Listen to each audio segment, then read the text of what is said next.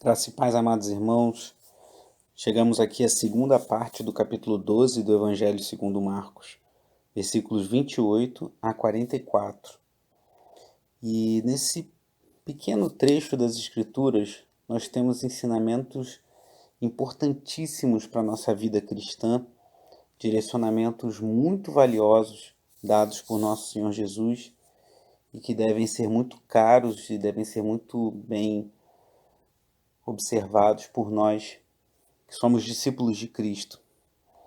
Se você for no texto paralelo em Mateus 22, você vê que os fariseus tentaram mais uma vez, sabendo que Jesus tinha calado os saduceus, tentaram enredar Jesus, tentaram colocá-lo numa situação difícil mais uma vez, e eles vêm questionar Jesus, pedem a um deles que questionem a Cristo acerca do maior mandamento da lei.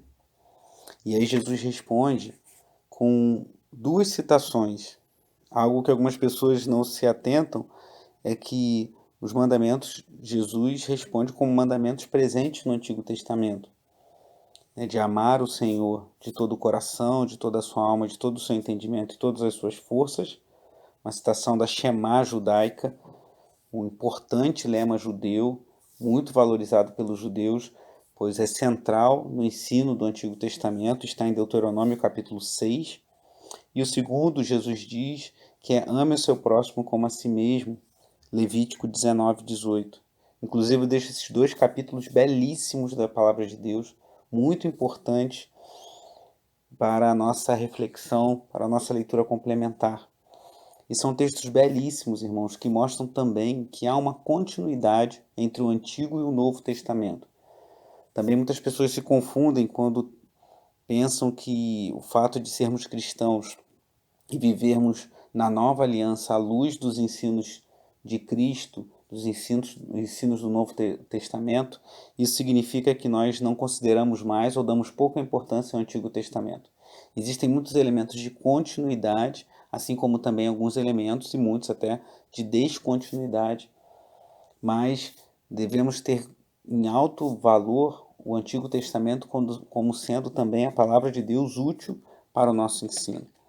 Esses dois textos, Deuteronômio 6 e Levítico 19, são muito belos. Eu vou citar alguns trechos de Levítico 19, sugiro que você leia todo o capítulo depois, mas que refletem claramente o que Jesus fala do amor ao próximo. São como se fossem aplicações do amor ao próximo. Ele fala no versículo 11, não furtem, não mintam, não enganem uns aos outros, não jurem falsamente. Versículo 13, não oprimam nem roubem o seu próximo. Versículo 14, não amaldiçoem o surdo, nem ponham pedra de tropeço à frente do cego. Que é como se fosse um bullying, né? Como hoje se fala tanto em bullying. Você amaldiçoar um surdo que não está ouvindo o que você está falando, colocar uma pedra à frente de um cego. Então nós vemos diversas orientações aqui que se resumem no amor ao próximo, em Levítico 19. E Deuteronômio 6 também é um texto belíssimo. E você vê que o próprio apóstolo Paulo desenvolve essa ideia em Romanos capítulo 13, a partir do versículo 8, quando ele diz que quem ama seu próximo tem cumprido a lei. Pois, continua o apóstolo Paulo no versículo 9 de Romanos 13, pois estes mandamentos, não adulterarás, não matarás, não furtarás, não cobiçarás, e qualquer outro mandamento, todos se resumem neste preceito: ame o seu próximo como a si mesmo. O amor não pratica o mal contra o próximo. Portanto, o amor é o cumprimento da lei. Então vemos que Jesus aqui coloca como os maiores mandamentos uma espécie de resumo do que nós vemos, por exemplo, nos 10 mandamentos, em que os 4 primeiros mandamentos dizem respeito da nossa relação vertical, da nossa relação com Deus, e os seguintes, os 6 mandamentos da segunda parte, dizem respeito à nossa relação horizontal com o nosso próximo. Então esse trecho é muito valioso e aquele homem depois reconhece a sabedoria de Jesus e fala que amar a Deus e amar ao próximo é mais importante do que todos os sacrifícios e ofertas, e Jesus reconhece que ele havia respondido sabiamente, pois ele havia entendido o espírito da lei, que não negava a necessidade de ofertas na antiga aliança, de sacrifícios, mas que o mais importante era o amor a Deus e o amor ao próximo e de todo o coração. Hoje em dia, há muita diferença do conceito de coração para a nossa sociedade, para a nossa cultura, do que era o coração na cultura judaica, e que é o coração na cultura bíblica, que é o centro de tudo que somos, e não somente as nossas emoções. Quando se fala em coração hoje em dia, as pessoas pensam em sentimentos, em emoções, até emoções banais, mas o coração ali significava tudo o que temos.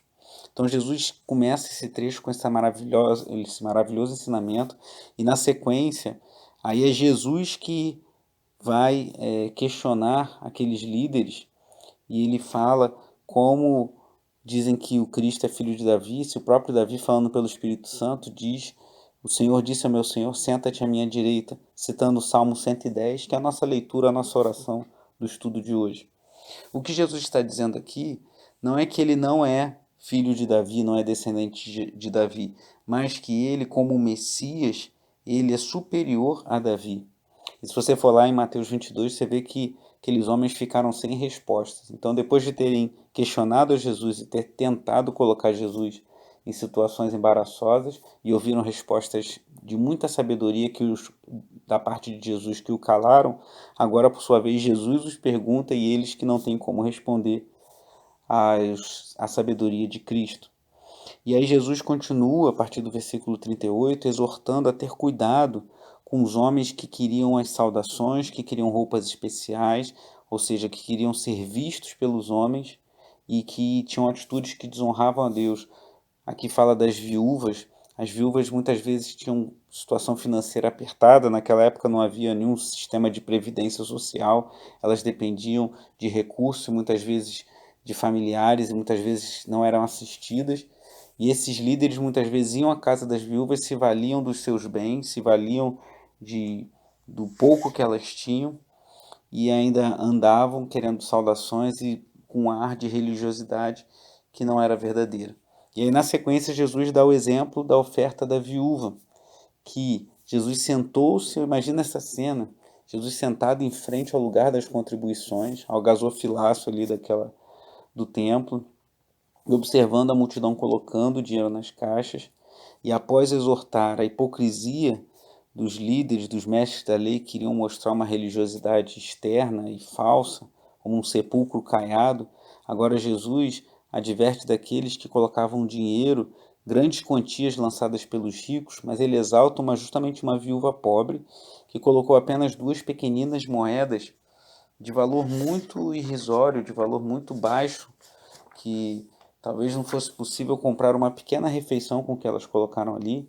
E Jesus exalta a atitude daquela mulher, pois, enquanto os outros davam o que sobrava, ela deu tudo o que possuía. E Jesus diz que aquela viúva pobre colocou na caixa de oferta mais do que todos os outros, mostrando que o que importa para Deus é o nosso coração, a nossa disposição em honrar, em glorificar ao nosso Deus. Então, nesse trecho tão maravilhoso da Palavra de Deus, vemos tantos ensinamentos preciosos. Eu concluo com uma frase atribuída a Agostinho que diz assim: Cristo não é valorizado em coisa alguma, a menos que seja valorizado acima de todas as coisas.